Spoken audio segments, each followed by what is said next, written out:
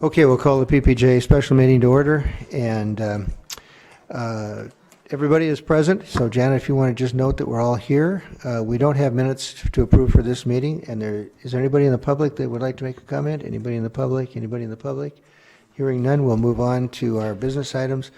Pretty much our only business item tonight is going to be the county administrator will review a little bit of the history of the funding availability, funding demands in the various areas of jurisdiction of this committee, and make a recommendation. We're providing the administrator with guidance tonight. If we all pretty much concur on something, then that's the guidance that the administrator will take with him to bring to the board when he makes his recommendations to them, because this is the duty of the administrator to make a recommendation. But he's seeking our guidance on what that recommendation should be. Is that a fair way to phrase it? I very much would care for some guidance right now. Yes. Okay, so unless we have some, so I'll call on the county administrator to make his presentation. Thank you, Ken. I start off by pointing out that I don't have more gray hairs now than I did last week, although my wife did point out that as my head gets tanner, they stand out more. So it only appears that I've gotten grayer since last week. I just got a lot of sun this weekend. But these topics will give me gray hairs. So what we're looking at with the 2022 budget, we went over the broader concepts of it, what the priorities of the county board were, the financial limitations that we have with new revenues coming into the county, and all of the other expense requests and challenges that we still have to fund elsewhere within the county. So when it's all said and done, of all the budget requests that we had come in, I do need to cut $1.8 million out of the budget. A lot of those decisions are coming into the public safety area. And when we look at it, I guess the positions that I'm looking at that are still on the bubble that, I would really like to know what your preference is on some of these, because they're right on the edge of whether they're going to make it in the budget or whether they're the ones that are going to get cut. Some of the other positions I've already decided will be in or will not be in, or where we are, and they're a lower priority for me, and so those aren't really, I guess, where I'm looking for guidance. So these are the areas that I am. So the areas that I have in the budget right now, and I have, at least in my mind anyways, a balanced budget that I can present. I have these positions in there. So the clerk of courts, they'd asked for 2 positions. I have 1 position in there for clerk of courts. HHS Children's Services, there's a social worker. I know that's not public safety, but these are the only positions that are getting funded out of the 15 requests that we had. That would be a position that would get funded. And then we have Justice Services. So I have 5 positions going into Justice Services. So 2 of those are ARPA funded though, all right? So carve those off. They're being ARPA funded. They're temporary for as long as that grant funding lasts for them. The other 3 I consider as the core for staffing of the DRC. The DRC staffing at 3 civilians is compared to the 5 corrections that we're staffing at before. So it's a decreased staffing level. So the 3 is the minimum staffing level. But because of the 2 ARPA funded positions, if you cut that back to 2, plus the 2 ARPA and went with 4, we could get by for a couple of years just knowing that we're going to have to build that position back in to get to our minimum staffing level. And really depending on how it works out with the 5, that might be where we want to get back to within a couple of years also in our regular operating levy. So these are the positions that are on the bubble. So I have 3 positions that are on the bubble. In order to make that work, I do have 3 positions from the corrections department that are being eliminated. Now those positions were added, and if you look at the last 5 years' budgets, those 3 positions were added in the last 5 years specifically for staffing of the DRC. So it seems logical to pull those positions back out in order to create the civilian staffing in the DRC. That's the logic behind that. But I know anytime I'm eliminating positions from the sheriff's office and from corrections, that affects his staffing and scheduling ability. So that has impacts downstream. So I don't want to ignore the impact that that has by eliminating those positions. I just wanted to point out what I have a plan for and my justification of why that would work that way.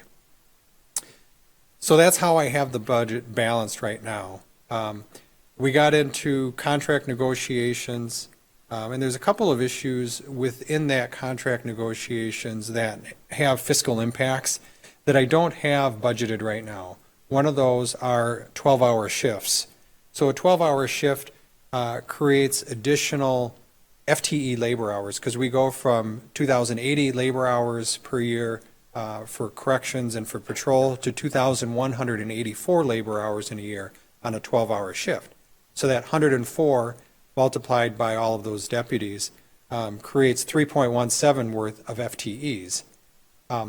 So that's a nice number because it offsets the 3 FTEs that we eliminated out of the corrections. This is half patrol, half corrections. They get half and half. But it comes at a cost. The 12-hour shifts also are supposed to have a benefit of helping reduce our overtime cost because you don't have to pull somebody over or hold them over on a shift because you have a 12-hour shift, so that's less likely to occur. We see a little bit of that in the numbers that we look at when we've been running 12-hour shifts. So I can reduce the amount of overtime I have. I still think, though, in my estimations, we have a $100,000 net increase in labor cost to go to a 12-hour shift. So if that's something that we want to do, I have to work that back into the budget. So these items up above that I said I have in there, well, one of those will have to come out. So if 12-hour shifts is more important than one of these items, that's a question that I have. The second item that we get into with our union contract negotiations is total compensation. So when we started looking at the union contract, we look at our comparable counties. By default, that's how we normally compare ourselves, is to other counties. So when we looked at that, we looked pretty good on paper. We're one of the highest paying counties within our area for the sheriff's department. And when I say in our area, there's a big river in between us that I don't look beyond. So we don't go into Minnesota and look at what their law enforcement's making. We stay in Wisconsin for our comparables. When we were sitting at the table, though, they pointed out that the Hudson PD is looking at a 16% increase over 4 years, so a 4% average. If you went back and looked historically at where we were at with our local PDs, if you went back 10 years, we were higher than all of them. They've never really been a concern for us because we've been higher than them. We've really just been focusing on other counties. They've slowly caught up to us, though, and at 4% a year, they're going to pass us up. So the Hudson PD is looking at a 4% per year average. River Falls, I heard, is looking at something very similar to that. Both of them are going to their city councils on 9/20 for votes on their union contracts. So we'll know for certain that those are being ratified within a couple of weeks here. And New Richmond, I don't know what you guys are doing over in New Richmond, but they're already the highest law enforcement agency in the entire county. They pay more than us, and they pay more than the other 2 cities also. And I think that's probably maybe what's generating Hudson and River Falls to increase theirs is because they're trying to catch up to New Richmond, who passed them up. They're on different cycles, so they get to leapfrog each other. Vicious cycle that way. But the question that I have is, what is your priority for compensation when it comes to our law enforcement? Is it other counties, or is it other local law enforcement agencies? Because if you want me to keep up with the compensation level of the local PDs, then the 2% that I've offered them is not going to be sufficient. If you want to keep up just with the other counties, then this isn't an issue. We're competitive with other counties, but we're not competitive when it comes to the other local law enforcement agencies. So that's a huge question that a little bit of input would be helpful for me to understand where you're at with it, both for union contract settlement proposals that I have to get to and bring to the county board for ratification, and for budgeting purposes as I look at how to accommodate this into the budget. So every 2% of increase for the union is $125,000. So again, if I've offered them 2 and I have a balanced budget, but I need to be at a 4% average, well then I need 125,000 cut. So again, I got to pull something else off of this list.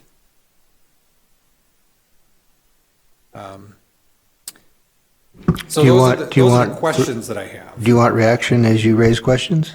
If you have any, that would be great. Personally, I think that the local law enforcement agencies are the comparison we should be using, not the counties. I had a question too. Bob? That's okay. Right, How Supervisor Lee. often are the contracts negotiated with the union? Is it every 2 years or is it every year? 3 years.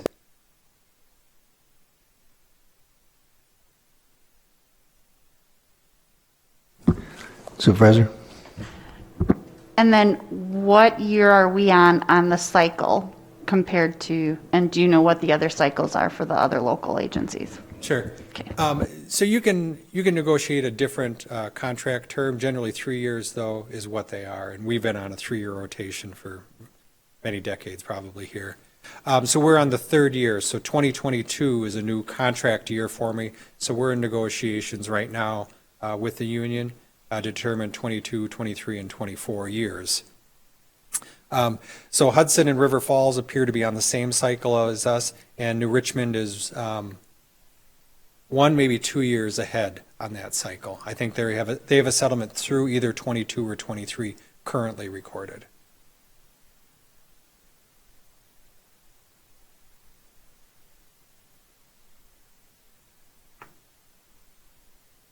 Supervisor Hanson? I have concerns about the Justice Services caseworker. I don't know that I've ever actually seen a plan for what Justice Services Department is going to be doing. I haven't seen a parameter or a metric for success for the department. I haven't seen a matrix of what their time constraints are for how they operate. I just see requests for money. I'm uncomfortable funding a lot over there. The department was going to be the answer to Mike leaving. CJCC was going to get folded into this department, and now the thing looks like a sponge. It looks like something that's just going to continue to cost more and more money, and I see it as being a long-term problem that I just don't see how we're going to be able to continue to fund this thing. And I'm feeling like Barney Fife. We need to nip it. I don't know how we're going to be able to continue to fund this. I think we need to go back out to the rest of the county and start to look for a way to draw money from, if we really want to have pretrial and day report testing, and if we want to have case management, then we need to go back out to the budgets of every department in the county, and we need to thin everything. Everybody, every position, we need to look at employee benefits, and we need to draw those funds and resources together, pool it, redo the budget. And if we're going to pay for this, we need to stop using the ARPA money and do it honestly and put it, and I'm not saying it's being done dishonestly, but do it directly. Supervisor Tomczyk? I would rather that we either fund something fully, yes, or just not fund it. I think with our inability to fund as much as we would like to, and then the concerns that have been expressed with not having services in place, whether that's funding or not, I think that those are the reasons why that would be my first pick for eliminating. I would also suggest that as a consideration, not as a definite, maybe my view would change with other discussions, that we float the idea of a 3% rather than a 4% for law enforcement. It's obviously not matching, but we would still probably, I don't know if we would be above Hudson or not, as far as Hudson Police Department, but it still would be something like, hey, yeah, we hear you, we're trying to attain that, but we also don't have the ability to fully fund something. As far as what the positions are, the clerk of courts is, based on what Christy had said last time, she already lost people, she's looking for new positions already. I think that is one of the main factors of the entire building. Like the clerk of courts really needs to be staffed. It's one of the behind the scenes. People just see a courthouse full of judges and attorneys, but really there's so much more. So I would say that the clerks needs to come, and the law enforcement needs to be the priority as far as where I would think that our money needs to go. Okay.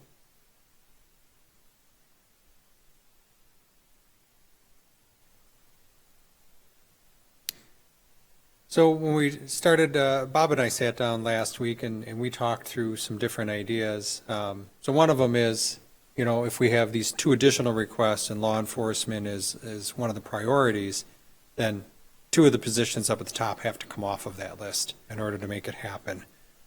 We do have one alternative that would be able to save one of those positions, so you'd only have to eliminate one off of that list, and that would be to look at in a different way the ARPA funding that we've allocated to the Sheriff's Department. So instead of doing it as retention bonuses, what I would propose would be to use that $375,000 on the front end, put it into their base wages to make us instantly competitive with the other agencies, put us back as a wage leader so that the sheriff has top wages as his tool to get those positions filled.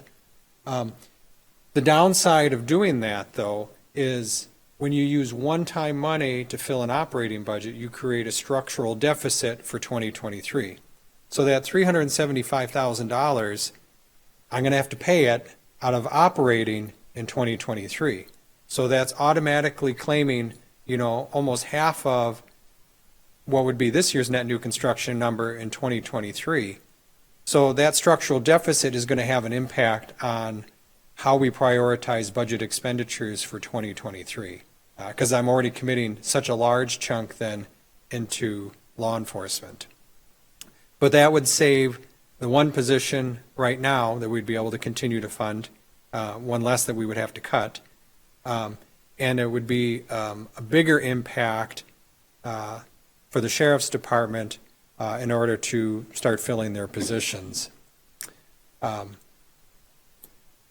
The other thing that I thought of over the weekend after we wrote this was if we do a larger front-end increase into the union contract, we're going to run into compression issues with the lieutenant's positions.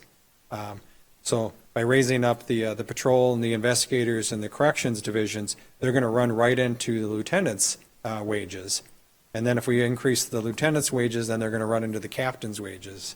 Then if we increase the captain's wages, they're going to increase the chief deputy. And then the chief deputy is going to be making more than the sheriff. And then I'll never hear the end of it.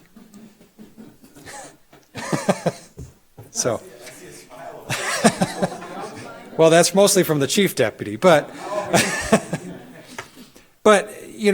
seriously though, I just want you to understand that every action has a reaction. So if we increase these wages, I'll be creating compression issues, and I will be back within the next 12 months trying to solve a compression issue within the law enforcement.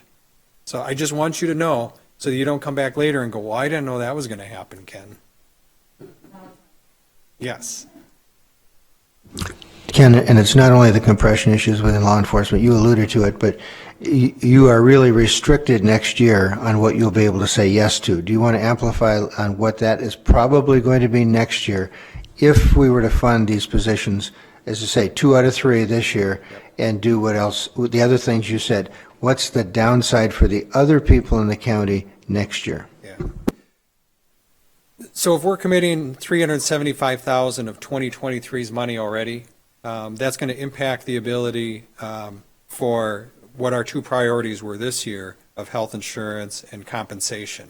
So I can guarantee you those will not be the 2 highest items in 2023 because I will not be able to afford both of those and this $375,000. One of those is going to slip on the list to third, and we saw what happens to the third item on the list, new position requests. There's hardly any being funded. So one of those 2 items will slip onto the list to third because number 1 will be the $375 that we structurally deficit created. Number 2 will be whichever item it is that you want, whether it's new positions, whether it's health insurance, or whether it's compensation for employees. And everything below that, the ability for us to fund it becomes a lot lower of a percentage chance. And picking up on something that Supervisor Hanson kind of alluded to, I know you do this all the time, and the department heads do this all the time, but as we now get into what is our first real budget crunch in recent years,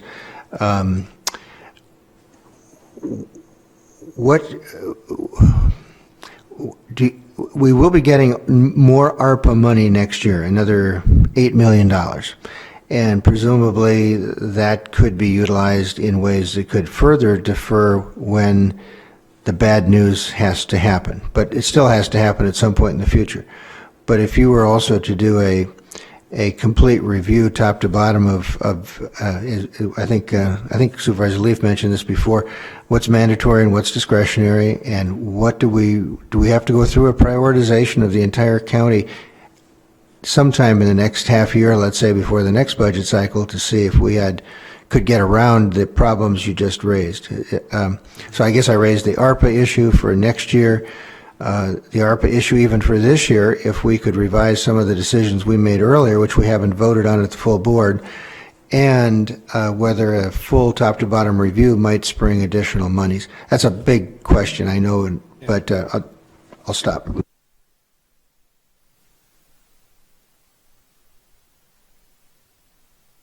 Does Ken want to answer any of that, or? I can turn to Supervisor Hanson if he wanted to follow up on that. If he was too. following up on that specifically, he can go ahead. Just that when we look at the budget and we start looking at those unfunded items that we have, they're popular. They're in our budget because people like them and supervisors like them. And when I say we shouldn't fund that anymore because it's not required to do, they go, yeah, but we really like that. So that's a tough decision to make. And those projects and those programs are not going to go down easily. So I know it's easy to say, well, just look at the stuff that's not required and we can cut that. But when it comes time to actually cut it, then you have people saying, well, don't cut that one. Every single one.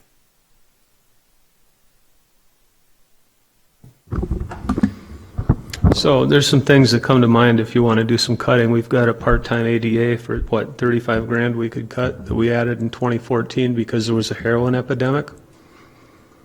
Cut that. You've got economic development. We're still spending 117, provides very little to the taxpayers of this county. Cut that. We're providing them in-kind office space.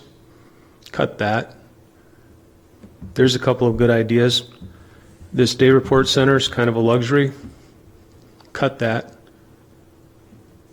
Case management, that's 75,000, 79,000, what was that? We could take that out of the budget. Or fund it all, go back in, and revisit employee benefits, because you're going to need more money. And I think we should send it back to you. You can revisit it. Bring it back to the committee with some better ideas, because I do not want to take a payday loan to pay for these things. Yep, I agree with that. Supervisor Bernie? Are we going to have a committee of the whole regarding the entire budget? Because we've done it with the KIP, but I mean, do you think we're going to require a long night of coffee and snacks? So we will have a committee of the whole sometime in the first half of October. So I need to come up with a budget recommendation for you for that meeting, get you that packet right around the end of September, beginning of October, and then we would have that committee of the whole. But I have to have a balanced budget plan before then. So I have to pick one of these ideas to bring it forward, and then yes, obviously you guys can modify that. So the reason I asked that is because what Supervisor Hanson is bringing up and what Supervisor Fiedler echoed would require not just us. It would require all of us, including other committees, to be able to have conversations, without, like a committee of the whole where the rules are a little bit more relaxed and could discuss things. Yes, exactly. So I mean, frankly, I don't know if any decisions that we make here, I mean, just based on what Supervisor Hanson said, we're probably going to need all 19 of us to get together, at least most of the 19, before we get to your budget that we can then work on, because things are just being brought up that aren't within our purview. Yeah, well, you represent 25% of the county board, and you're the most knowledgeable on the public safety issues. So I was hoping to get your input into these specific issues, because I will have to have a plan to bring forward as a starting point for discussion. And so, Supervisor Hanson. The time constraint here, that this is just going to be experience talking. We need to do something this week or next week, because we can't constrain the administrator by taking any more time than that. He has to put together a budget in October. And the law says what? It has to be adopted in November, is that right? Okay, so we can't paint him into a corner and be fooling around with this in the third week of October and expect him to produce a document by November. So what I asked for on my little tirade a couple of moments ago is a big order. And what I was kind of leading towards is we need to decide what to cut tonight. And I'm going to suggest that we take the day report center and I'm going to be realistic here. Take the day report center out and take the case management out, and then we can regroup next year and see if we can afford it.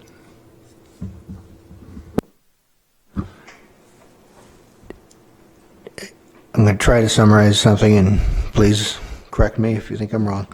I think we probably, although I know Supervisor Tomczyk suggested maybe a slightly lower mark, but let's just say we went with the administrator's proposal of the 4% increases for the sheriff's office, the clerk of court, and I think he's basically eliminated all other requests for positions, and the only other ones on here are the HHS Children's Services and Justice Services.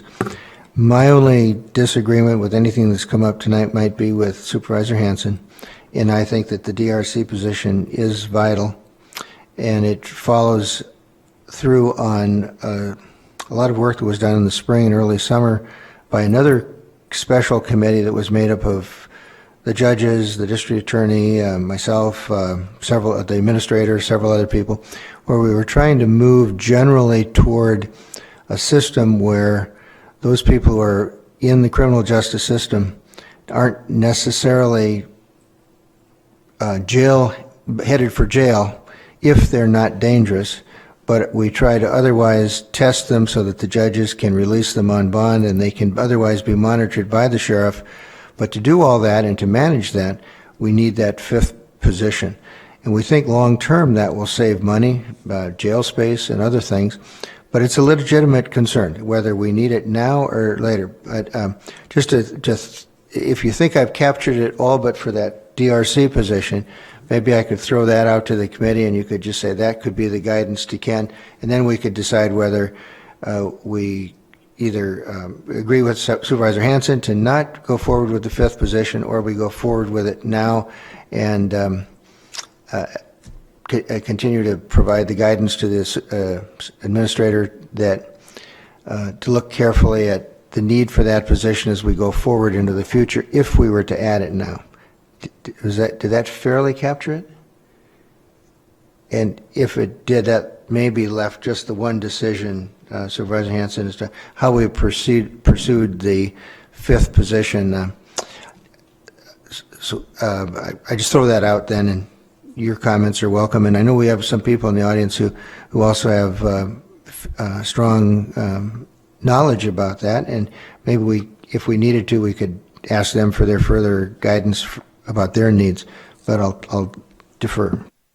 Well, I'm not fond of the idea of taking deputies off of the roster, even though the positions aren't filled or staffed at the time. It takes away flexibility of the sheriff's department and staffing.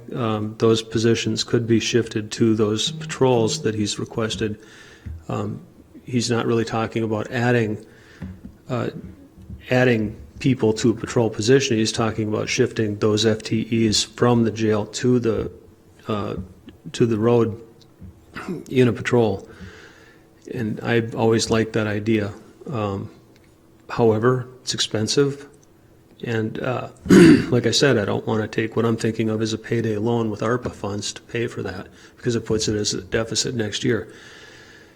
So, and I've heard people say over and over, we always give the sheriff what he wants. Well, the sheriff always gives me what I like, which is a nice, safe, secure feeling that my grandkids are being looked after.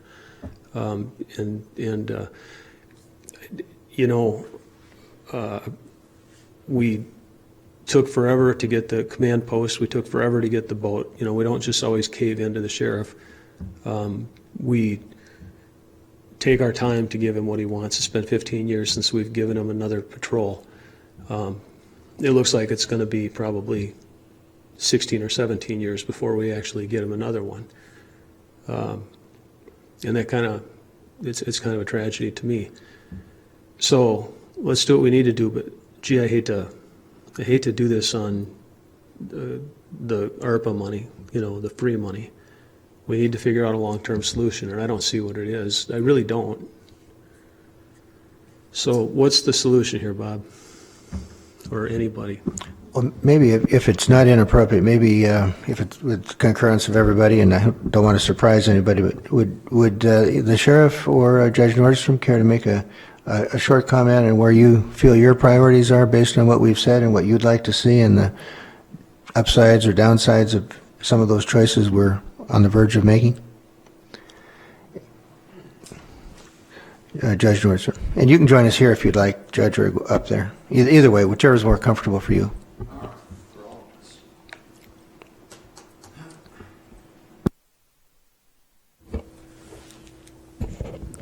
So I guess I'm not understanding entirely the context of what the proposal is. Supervisor Hanson, I wasn't sure whether you're indicating eliminate the DRC entirely or eliminate that particular fifth position. And so that's a context that I don't know, and I think that was Supervisor Tomczyk might have had a similar sense of priorities. So I'll just take it this way. The question of whether or not we have 4 people at the Day Report Center versus 5, I have no context to provide you much input, except to say that for certain functions that we think is valuable to the justice system, including our diversion program, which includes, I think at last count, over 100 people on diversion. That is, people who aren't in jail. They're going through a process of being monitored for a period of time to have a charge ultimately dismissed. They may or may not be on probation for some other charge, but the heavier charge is on a diversion. So those people are subject to testing through the Day Report Center. And we may or may not be able to do that depending on what the outcome of the Day Report Center question is. That's one element. Another element of the Day Report Center is the testing for the treatment court. And that is, in some sense, basically, if you don't have testing for the treatment court, you can't have a treatment court. And that's a choice, and I get that. And if you were to eliminate all testing, then you probably have other options for funding, saving money too, because we would find it difficult to continue to do some of the things we do in treatment court. And I won't go any further on that.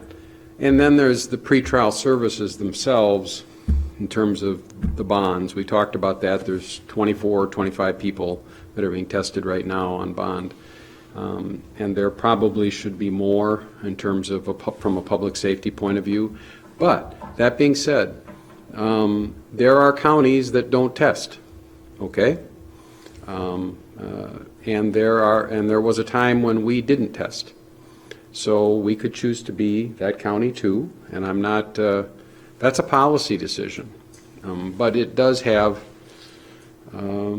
ramifications, from an understanding what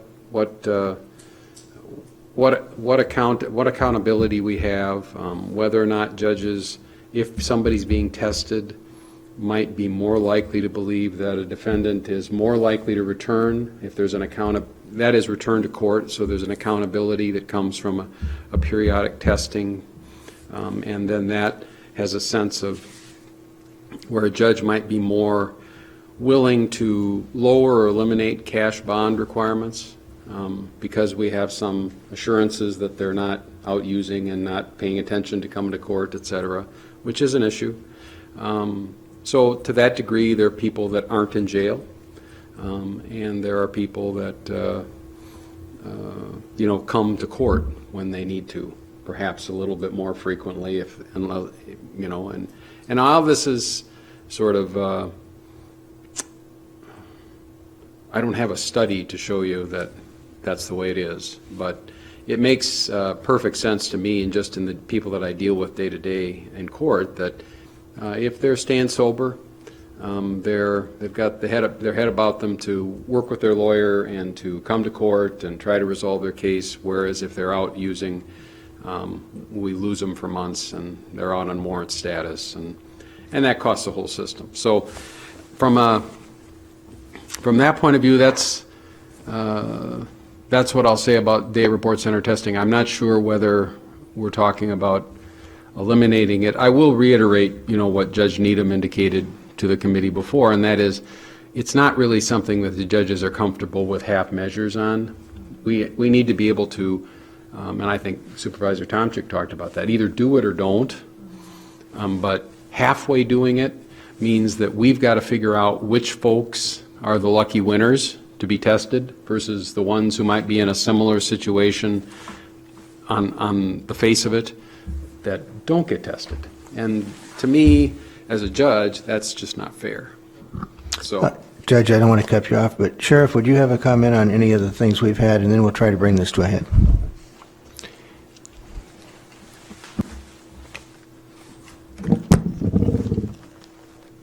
Thank you, Mr. Chair. Yeah, I can't wholeheartedly disagree with much of what Judge Nordstrand just relayed about some of those concerns of monitoring and public safety, and that's something that this has really thrown us into, for me internally and professionally, the struggle of what is the best decision. We know that the report center shuts down or people aren't tested and monitored, we start to see our crime go up, our property crimes. But on the same note, needing staffing levels to remain responsive,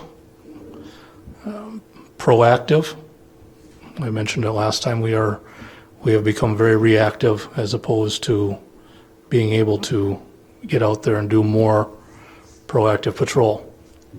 We have to remain competitive as well for benefits. I think we are in some areas. Administrator Wood is absolutely correct when he says they look at the Wisconsin, and that's where the comparisons are. But I think as Christy Severson and I believe Judge Needham had talked about, we are really part of the greater Twin Cities, and that has to be taken into account as each one of our divisions is losing people. So it's a tough decision, prioritizing. But again, I would sure appreciate not losing staff and being able to utilize those resources where we think the public can best benefit. And I thank you for your inquiry.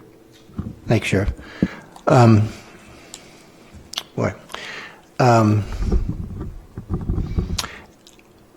was going to, well,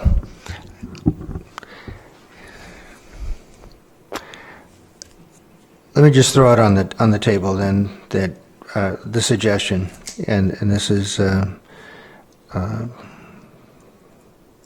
that we accept what I think was the gist of the administrator's proposal, that we go with a larger increase, or give him the guidance to negotiate a slightly larger increase than he'd anticipated with the sheriff's department wages, and the FTEs, 12-hour shift issues, that the sheriff would lose 3 staff as a result of having the 5 staff that he had at the DRC transitioning into civilian positions.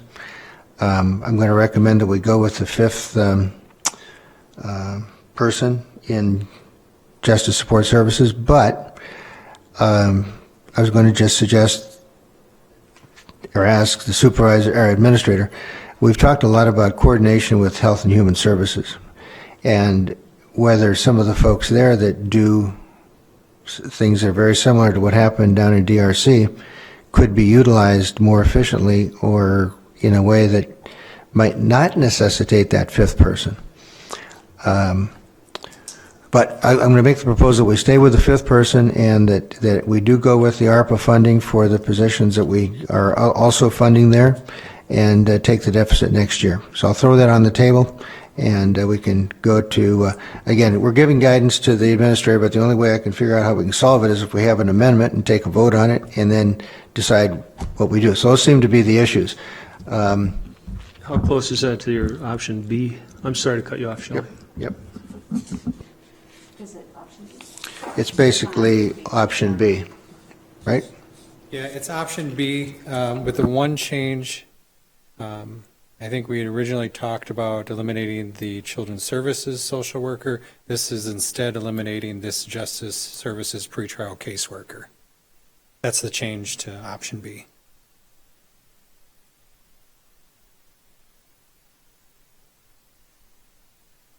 Supervisor Thompson. So I'm going to speak to some of the concerns that were brought up by the sheriff and the judge. And my base of knowledge is practice not only in this county, but in surrounding counties from an attorney perspective. But I would note that diversions occur, treatment courts occur, bond without testing occurs throughout other counties without a day report center. Treatment courts can continue to have testing because the probation agents would do that as they do in other counties. Diversion, you can get testing again elsewhere if you need to have testing.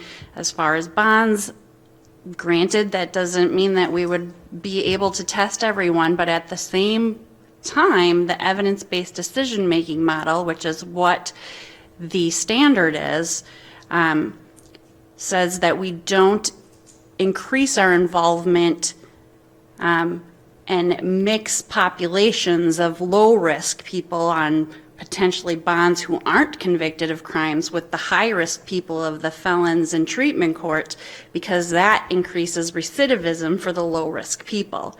And so it would make sense to not necessarily mix the populations. And I understand that there was the concern that that may increase the jail, but that's not necessarily what does have to occur. Again, in other counties, the courts will then, with the limited amount of jail beds or limited amount of jail staff, will then have to look at, this is what we have available to us in jail for who we can put in. So again, it would be on a case-by-case basis and an evidence-based model. I do question, not in a negative way, but I don't know if there is evidence or some metric that has shown that the DRC has produced a reduction in crime, because I don't know that we would necessarily even have those statistics yet necessarily. So because we're not comfortable with half measures, like if we're not all in, then we shouldn't be half in. So I think that even though it may be a good idea in theory and in practice, it would be great fully funded. The concerns certainly may not be perfectly addressed but certainly adequately addressed, I believe,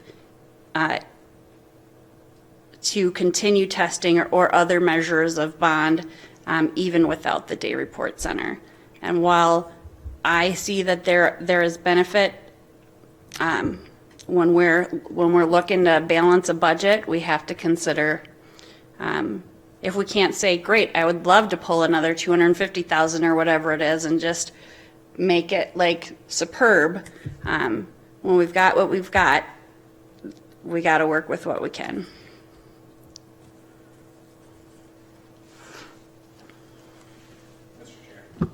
Supervisor Burning? The DRC, when was that put into place? Was that okay, so 5 years ago, coming up on 6. Do we have data prior to the DRC being in place? How that's affected our jail population? How that's affected, repeat offenders or warrants being outstanding, and are they that much longer? I mean, these are. I'm assuming, and I don't want to assume, so I'm going to ask. The goal of the DRC is to have some sort of accountability for folks that are struggling with substance abuse, and to what cost is that to the return that we're getting, like as residents, as citizens, or as visitors to this county? Do you know what I mean? Like, do we have data? I think to your point, Supervisor Tomczyk, that do we have enough data showing that there's been that it's been effective? I mean, I don't know. So that's why I'm asking that. And then if we are to keep the DRC and fully fund it, are there creative ways to fund that outside of just taking it out of the levy? I guess maybe I don't know statutorily if there's anything that guides it, if there's not statutorily that anything guides it. And then utilizing testing facilities elsewhere rather than having our own. I mean, I think we have some in the county. We have labs in the hospitals. I don't know to what effect how that works, but I would have to imagine if we're testing 25 and we have how many full-time employees right now to test 25? 3? Right, is that what we have? Because we have 25 currently, correct, that are reporting? We have 25 currently. I know there's a request to fund 3 day report center people through Justice Services. I don't think they presently have 3 people. We have 2. Thank you. Okay. So, I mean, I could look at the numbers. I just don't really, I guess I don't know what I would be looking at. Either one creative way is to fund the DRC outside of our regular levy, and then utilizing other testing facilities. I don't know how that would work. That's where you guys come into play, but I'm, again, just things. And then the data, like I can't make a good decision without good data. If I don't have data to make the decision, then that means if there's no data, then there's really not a decision to be made on that. That's a 0 to me. You know what I mean? Like if I can't see A to Z and something happened in between, it's tough to make a decision on just, we're thinking it's doing well. We're hoping. Do you know what I mean? That's not, do you understand what I'm saying on that? I understand what you're saying. And I don't think that is a thing either. I mean, I think it's a fair question. I don't know if I have, well, I know I don't have prior to 2015, because I think it would really take drilling down to participants in the DRC. Did they, once done with their bond, go back to reoffend? Who reoffended before in the pre-test days? I think there'd be a lot of, not assumptions, but there'd be a lot of unproven if this, then this. But I think one of them was, one thing that was mentioned is having warrants, people avoiding their coming to court and then they're out on warrant.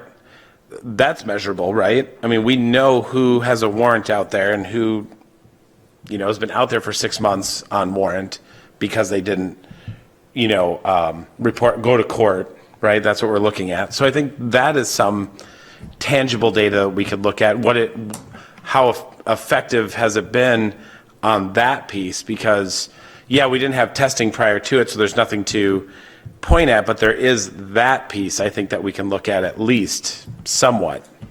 It's just something that can help me make a better decision to give to Ken, but I don't know how quickly you can pull those. I don't know how quickly that can come together. Maybe I could ask the administrator. Administrator, if we were to eliminate the two bottom positions at the top of your memo there, where does that leave us? Does that leave us in a satisfactory position from your perspective if we eliminated the fifth one and the second one? Does that work for you, given the other things you've recommended? Yeah, I think the discussion on the table, quite frankly, though, is trading the DRC for the 3 correction officer positions that are being eliminated. Well, and I'm trying to just suggest that we really don't have to go all in or full it funded, get rid of it or fund it fully. I'm just saying you could leave it the way you have it, except eliminate that fifth position. And you've noted in here that you could look at that for the future, and you've heard the conversation about trying to get other assets of the county embraced in it and look toward it for the future. But would that work if we eliminated those bottom 2 up there from your perspective relative to the other recommendations you've made? Yeah, that provides me with a balanced budget, I believe. I don't know that gets to Supervisor Hanson and Supervisor I know the Tomczyk. future years thing, but that would do it if we did that. Okay. Just to put it on the table, I'm just going to make that motion. I think everybody understands what we're doing here. Basically, what he's recommended would be eliminate the Justice Services position and the one above it, and that gets him to balance. And so that would be subject to amendment if anybody would like to propose that. Supervisor Hanson. Well, you'll need a second, and then we can have discussion. I'll second. Okay, so, and I'll start with the discussion. I can get behind this if we can get some kind of, if the administrator would go along with causing a metric for success from Justice Services so that we can watch this and try to measure if it's working so that we can make a decision a year from now if we want to actually end it. Because it seems to be the point of if cost. It's a cost center. It's a big cost center, and we all seem to feel that we can't make an informed decision about this, but we're all going with our gut and trusting the good judge, who was kind enough to spend a great deal of time with me this weekend talking about this. And I don't mean any disrespect, sir, in my comments earlier. I really question this because I don't know enough to really, I want to see data, and data's not to be had. So I can get behind this if I can get a commitment that we can get better data, some kind of metric for success, and a description of the program, and so that we can monitor it on a regular, ongoing basis, not just at the end of the year, see what we did. Is that possible? Yeah, I've heard that, and I understand that, and I think that's going to be very important for that program, for its long-term success. So I will work on that, because I don't know if I can promise or guarantee it this evening, but I definitely understand that concern and will work towards that. And to be perfectly honest, the DRC isn't going to be the DRC of old. We're probably going to rename it, for one thing, to Justice Support Services, and its focus is going to be a little bit different. It's not going to be just monitoring the people whether they've made a violation or not. It's going to be monitoring those people and referring them to the help they need if they're in crisis. It's going to be pre-trial assessment to get the right people the testing, and the people that don't need testing not to have the testing, to Supervisor Tomczyk's point. So that's an evolution of how the DRC is currently constructed to how we envision it under this new Justice Support Services model. And yes, metrics are going to be important in order to show that we've been able to successfully move that way and that we are making an impact. I think the administrator understands what we're trying to do, and I think that's an excellent recommendation that Supervisor Hanson has made, and certainly, I know we're not being terribly formal here, but I wholly endorse what you said, and I think Ken has said he'll work hard to do just that. Supervisor Bernie. Sheriff, and Your Honor, is that going to give you guys, are we giving you enough to be able to come up with the right circumstance, like the right outcomes? Like we're not giving you just, are we giving you enough to succeed, I guess is the question. Yeah, so you guys can get the data points that you need so you can come back and say, you know what, this is working, here's how it's working, here's, let's keep this going. By doing what Supervisor Hanson has proposed, are we giving you enough? I have a question or a comment. And it could be that when you're developing a plan for this, we're not expecting you to pull this out of the air today, obviously, but it could be some sort of a plan summary of what outcomes we're going to measure, and we can bring that to another meeting, I'm assuming. Oh, absolutely. And we'll be seeing everybody every month, and we can ask questions and monitor it on a monthly basis, for sure. I think we've got a consensus for the administrator, if he understands. I just wanted to Judge Mason. respond to Supervisor Burning. Understand the role of judges is we're the neutral arbiter. We aren't going to be bringing you data points. We aren't going to be bringing you statistics of any kind. That's why you have the Justice Services Department. If there are other elements of information that they need to try to provide guidance as to whether or not there's a success or not, I mean, our job as judges, who don't work for the county, is to listen to both sides and try to come to a fair and useful, ultimately, a decision, hopefully, to help assist people who are facing these kinds of substance abuse situations, and so we can get them better and out of the system. That's what my goal is as a judge. But so I don't know what effect has happened. Obviously, I wasn't a judge in 2015 and before. And I know the sheriff obviously ran the program for a period of time, but he wasn't even sheriff back then. So I think it's a good idea. If I were sitting in your seat, and once upon a time I did, I would say, let's study it and let's see how it works. Let's see if it helps. I think that's all good, because I would like to, as a judge, have people advise us of, Your Honor, we should try this because this works better. Whether it be how we decide who to test or what services we provide people who are unsuccessful in their testing. I want defendants who appear before me, and I know all our judges do, want them to be successful in recovering. And so I'm for anything, and I think what you're offering here, I think in terms of a compromise, I don't know what 4 people versus 5 people translates into in terms of services. I just know if it's turned on and we have that service available to us and that we can be part of the process that develops accountability and metrics that you can rely upon, I'm glad to be a part of that. Supervisor Bernie. So I guess, just my question maybe was posed incorrectly to you specifically. With what Supervisor Hanson is proposing, will that give you less apprehension? Like you're saying, we don't know, we have to be more arbitrary, or we have to use more judgment on who we send there, who we don't. Will this give you more latitude and not make you as apprehensive? That's, I think, what my question is. Not data points necessarily from you. I think that's probably the case, but understand, it's sort of a moving target. We have 24 people being tested now. I don't know whether that's at capacity. I don't know whether that's a burden to the people. I think there are, in Justice Services, there is one person who's doing testing and maybe a contractor. So I don't know. I don't honestly know how many people are dedicated to testing on a daily basis throughout the day. So there's that.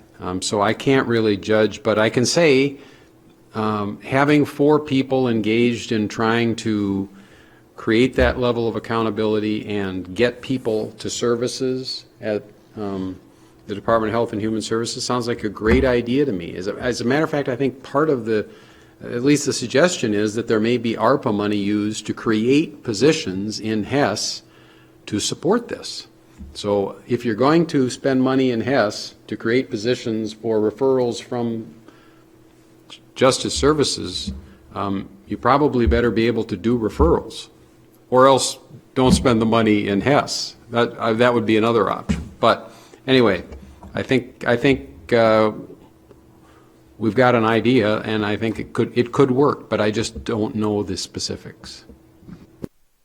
Okay, we'll try to bring it to end. Somebody asked if we needed a vote. I don't know if we need a vote if I think there's a consensus generally. There's a motion. A motion. So we need a vote. Okay, let's have a, Can you reread the motion, Mr. Chair?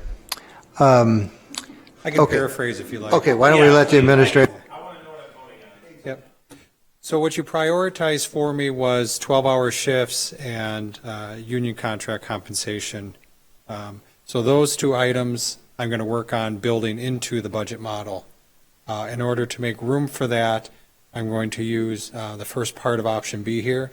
We're going to take this $375,000 ARPA money and build that into the budget for 2022. And then I'm going to eliminate this position that I currently have slated in the budget. And that should bring me to a balanced budget again. and you're going to do a study that you're going to supervise what Supervisor Hanson said, developing information that can further assist the committee and yourself next year as we choose to either go forward or not go forward. Yeah, sure, we'll do that too. And Do we need that as an amendment to the motion? I think we've No, accepted, that's- we've accepted that. It's and- not a budgetary issue. Yeah, It's a okay, all right. conversation. I'm just making sure that. Yeah. Just to confirm, we're keeping the clerk of court and the HHS request? Yes. Thank you. Okay, is there any other comment? Otherwise, we'll take it to a vote. All those in favor say aye. Aye. Opposed? Not hearing any. It's agreed to. I think we've given the administrator his guidance. Do we have any correspondence to go over? Future agenda items. I will just add one thing to that we had discussed the drug issue in August, and for September, we had a very full budget, agenda, so we deferred that for a future time.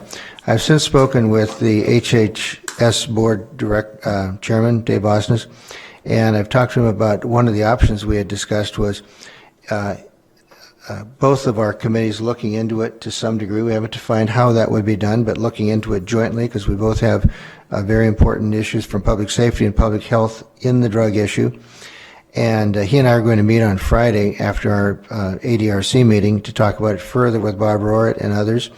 And I'll try to come back to us at very soon, perhaps our next meeting, with a recommendation that can be joint with them as to how we might want to proceed, and then we can discuss it and see if we like that approach. And I welcome your input into that as well, of course. And that might lead to either a task force of our two committees or a joint meetings of our two committees over a short period of time, meaning let's just say within 4 months. And a recommendation that might come from that might come out 4 or 5 months from now to the full board for any action. I know right now, I know in correspondence with our medical examiner, her facilities are full with folks that have had drug addictions. The problem, I think we had 7 deaths in the last 5 days. It is a problem, folks. It's a huge, huge problem. We are being run over with drugs. So we have to take this as super serious as we can, and that's my recommendation on how to proceed. So if there's I don't know if we have to discuss it, but please come to me on that, because we need to do something and embrace every part of this county to come up with whatever we can to start saving lives. If there's no other comment? No, I know. I'm just saying, if there's any other ideas for future agenda items, I'm happy to entertain them. Otherwise, I'm going to call for adjournment. Mr. Chair, I do have one Oh, announcement. the sheriff. It was something that we had talked about. Nothing to do with tonight, but Tuesday, the 14th at 8 o'clock at Faith Community Church. I think it's from 8 to noon, an elder abuse symposium that district attorney. Pick up on that for a second. Yes, I've mentioned that to the committee several times, and this is a joint program of our committee, actually, and the district attorney, and we're going to have Judge Vlack will be our opening speaker. The district attorney will be with us. The sheriff will be with us. We're going to have social workers from the county on specialized in elder abuse with us, representatives of the faith community, representatives from the financial community, and others on that program. It's 8 to 12 at Faith Community Church. We're going to try to get it recorded so the recordings can be utilized at the senior centers around the county over the coming months, maybe use each segment as an educational event. And so it's been very well received. Dave Osnes will chair one of the panels. I'll be moderating the other panels, and the district attorney will be moderating as well. With that, this is very Tomczyk. Question, is that recording of it for the purpose of, are we allowed to see it too? I mean, you said mentioning having other elder places view it, but if we're not able to attend, is that something that we'd be able to see? Well, actually, I'm working with Adam, our PR person, and he's trying to get River Channel to televise it and record it so that we would have it. But Adam wasn't in today when I was going to chat with him about that, so I don't have a firm answer. But we're trying to do that, yes. Very good. With that, we're adjourned. Thank you.